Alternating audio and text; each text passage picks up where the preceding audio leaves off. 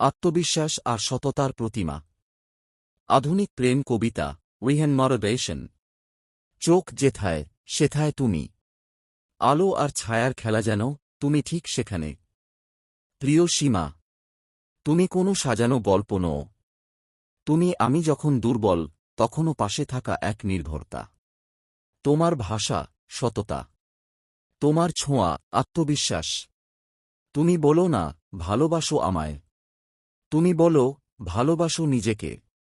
সেই কথায় আমি নিজেকেই নতুন করে চিনতে শিখি।